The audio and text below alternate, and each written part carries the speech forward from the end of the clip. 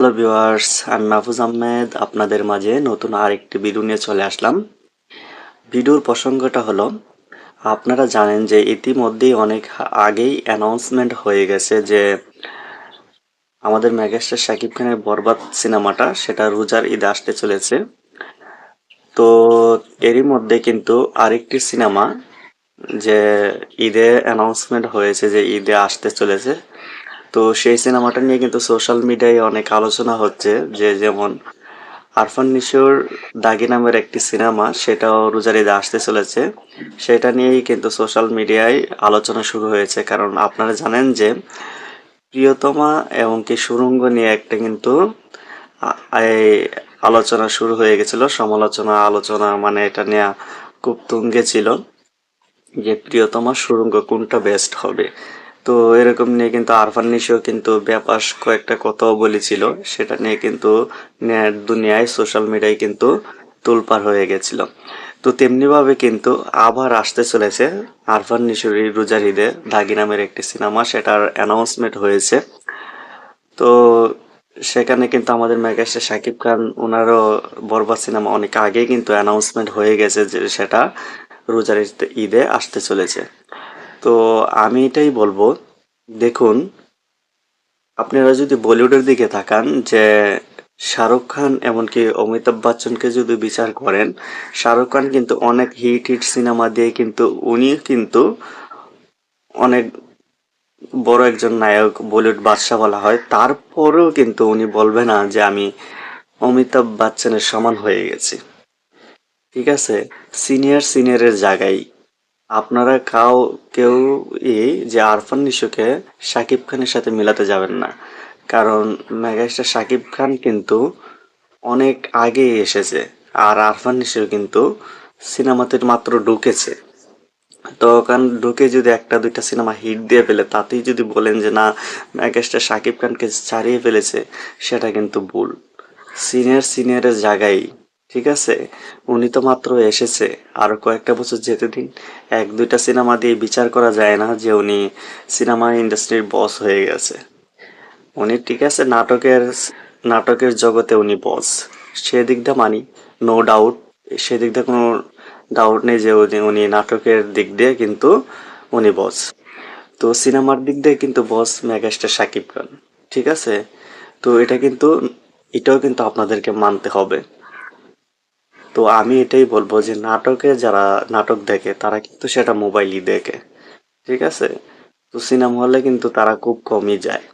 তো সিনেমা প্রেমী মানুষ যারা আছে তারা কিন্তু মেগাস্টার শাকিব খানকে ভালোবাসে, তারা কিন্তু সিনেমা দেখতে সিনেমা হলে যায়। তো ঈদ উপলক্ষে কিন্তু নাটক এর দর্শক আর সিনেমার দর্শক নেই, সবাই কিন্তু হলে যায়। তো সেই দিক দিয়ে এই হয়তো সুড়ঙ্গ একটু এগিয়ে গিয়েছে বা সুড়ঙ্গ ব্যবসা করতে পারছিল। তো আমি এটাই বলবো, তো আসুক ভালো, বাংলা সিনেমা এগিয়ে যাক, সেটাই আমাদের মেগাস্টার শাকিব খানও চাই যে আমার পাশাপাশি আরো নায়ক তৈরি হোক, ঠিক আছে। আরো নায়ক তৈরি হোক বা আরো ভালো ভালো সিনেমা উপহার দোক, আমি একলা তো আর পুরো ইন্ডাস্ট্রি চালিয়ে নিয়ে যেতে পারবো না। তো আরো কিছু নায়ক তৈরি হোক, এটা আমাদের মেগাস্টার শাকিব খান নিজেও চায়, ঠিক আছে। কিন্তু আসুক, আমাদের মেগাস্টার শাকিব খান যেভাবে সিনিয়রদের সম্মান দেয়, তো যারা নতুন আসবে তারাও সম্মান হোক সিনিয়রকে, সেটাই চাই। যেমন সিয়াম আছে, এই আরিফিন শুভ আছে, ওনার ওনারা তো সিনেমা করতেছে, উনি সিনিয়রদের সম্মান দিতেছে, তাহলে আরফান নিশু কেন নয়? আরফান নিশু সম্মান দিতে ওনার ইয়েটা কোথায়? তো উনি যদি সম্মান দিত, ঠিক আছে, সব সাকিবিয়ানদের ভালোবাসা কিন্তু আরফান নিশু পেত। উনি যদি আমাদের মেগাস্টার শাকিব খানকে সম্মান দিত, যত সাকিবিয়ান আছে সবাই মিলে কিন্তু ওনাকে সাপোর্ট করতো। কারণ সিয়ামকে তো সব সাকিবিয়ান সাপোর্ট করে, আরিফিন শুভকে তো সব সাকিবিয়ান সাপোর্ট করে, তাহলে ওনাকেও করতো। তো সেটাই বলবো, প্রথম এসেছেন বাংলা সিনেমা এগিয়ে যাক, বাংলা সিনেমা ভালো করুক, কিন্তু আপনি লাইভে এসে ক্যামেরার সামনে এসে আপনি মেগাস্টার শাকিব খানকে নিয়ে বেফাস কথা বলবেন, সেটা কিন্তু ভালো নয়। তো আসুন রোজাইদে ভালো সিনেমা করুন, সিনেমা এগিয়ে যাক, কম্পিটিশন না হলে সিনেমা ভালো হবে না। আমরাও চাই কম্পিটিশন হোক, আমাদের মেগাস্টার শাকিব খান আরো ভালো ভালো সিনেমা উপহার দিক। আপনারাও পাশাপাশি আসেন, পাশাপাশি থাকেন, বাংলা সিনেমা এগিয়ে যাক, এটা সবাই আমরাই চাই। তো সেটাই যাব, রোজার ঈদে সুন্দর একটা কম্পিটিশন যেন হয় সেটাই চাইবো। কোনো এটা নিয়ে কোনো এই ব্যাপাসকতা, তারপর হলো বিতর্ক যেন না হয়, সেটাই চাইবো। বাংলা সিনেমা ভালো হোক আর ভালো একটা কম্পিটিশন হোক, ঠিক আছে? অবশ্যই হবে।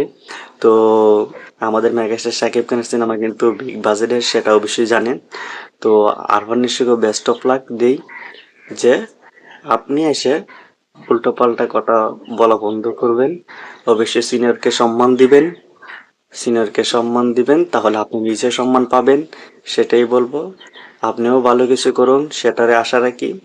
আর আমার ভিডিওটা যদি আপনাদের সবাই ভালো লাগে অবশ্যই কমেন্ট বক্সে জানিয়ে দিবেন। আর আমার ভিডিও ভালো লাগলে অবশ্যই লাইক এবং সাবস্ক্রাইব করে দিবেন। দেখা হবে নেক্সট ভিডিওতে। খোদা হাফেজ।